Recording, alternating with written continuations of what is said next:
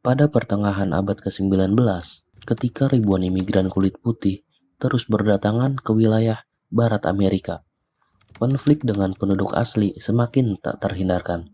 Tepatnya pada tanggal 29 November tahun 1864, terjadi tragedi kelam dalam sejarah Amerika. Tragedi ini dikenal dengan Sand Creek Massacre. Sand Creek Massacre, atau biasa dikenal dengan pembantaian Sand Creek, terjadi pada tanggal 29 November tahun 1864 di wilayah Colorado Territory. Saat itu, konflik antara pemukim kulit putih dan penduduk asli Amerika Serikat semakin memanas. Suku Cheyenne dan Arapaho telah menetap di dataran tinggi ini selama berabad-abad. Namun, datangnya para pemukim kulit putih ditambah demam emas dan pembangunan jalur kereta api mengakibatkan pengambil alihan lahan secara agresif. Pemerintah federal dan milisi lokal mulai menganggap suku-suku asli sebagai ancaman bagi kemajuan peradaban. Pemerintah Amerika Serikat melalui kebijakan seperti Indian Removal Act dan serangkaian perjanjian sepihak secara sistematis meminggirkan suku-suku asli. Banyak perjanjian dibuat dengan janji, namun kemudian dilanggar demi perluasan pemukiman, pembangunan rel kereta api, dan eksploitasi sumber daya alam. Salah satu tokoh kunci dalam tragedi ini adalah Kolonel John Shivington, seorang pendeta Metodis yang berubah menjadi komandan militer. Ia terkenal karena pandangannya yang ekstrim terhadap penduduk asli. Shivington meyakini bahwa perang total adalah satu-satunya jalan. Dalam sebuah pertemuan, ia pernah berkata, "Needs make lies," yang artinya anak-anak pun harus dibunuh karena akan tumbuh menjadi musuh. Sementara itu, Black Kettle dari suku Cheyenne adalah tokoh perdamaian. Ia terus mengupayakan negosiasi damai, bahkan mengibarkan bendera Amerika dan putih sebagai simbol itikat baik. Pada tanggal 29 November tahun 1864, sekitar 675 tentara dari Colorado yang dipimpin oleh John Shivington bergerak mendekati kamp suku Cheyenne dan Arapaho di Sand Creek. Kamp ini dihuni oleh sekitar 700 orang. Mayoritas adalah wanita, anak-anak, dan juga lansia.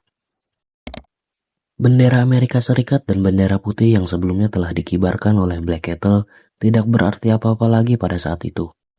Dengan perintah langsung dari John Shivington, milisi mulai menyerbu dan menembaki kamp tanpa peringatan. Tembakan senapan, artileri ringan, dan teriakan pecah di udara. Mereka menembak siapa saja yang terlihat tanpa pandang bulu. Back in those days, our people been displayed as trophies. Berita pembantaian menyebar dengan cepat. Beberapa tentara dan warga sipil melaporkan kejadian tersebut kepada media dan pejabat federal. Ini mendorong Kongres Amerika Serikat melakukan penyelidikan secara resmi.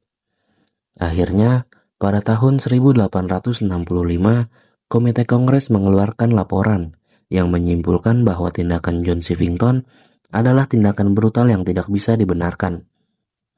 Namun ironisnya, John Shivington lolos dari hukuman karena dia telah mengundurkan diri dari militer sebelum proses hukum dimulai. Ada beberapa alasan lain mengapa John Shivington tidak mendapatkan hukuman selain sudah mengundurkan diri dari militer.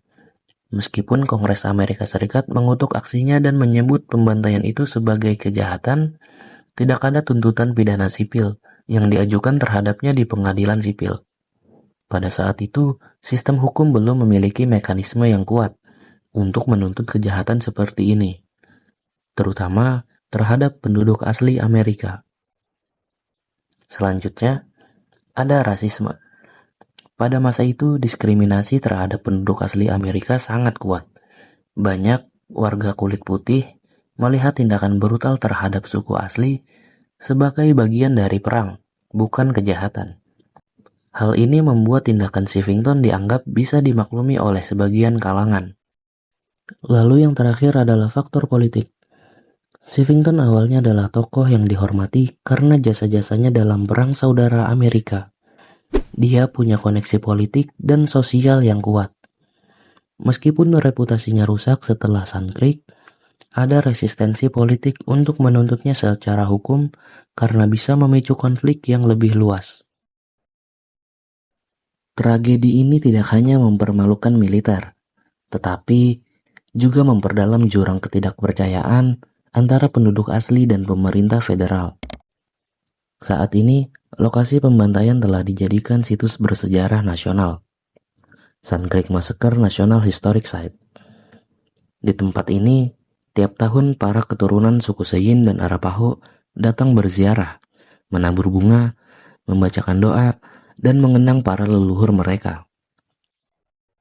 Pemerintah Amerika Serikat secara resmi menyampaikan permintaan maaf atas tragedi ini. Namun bagi banyak orang, terutama dari kalangan suku asli, permintaan maaf saja tidak cukup. Mereka terus memperjuangkan keadilan, pendidikan sejarah yang jujur, dan perlindungan atas hak tanah adat mereka.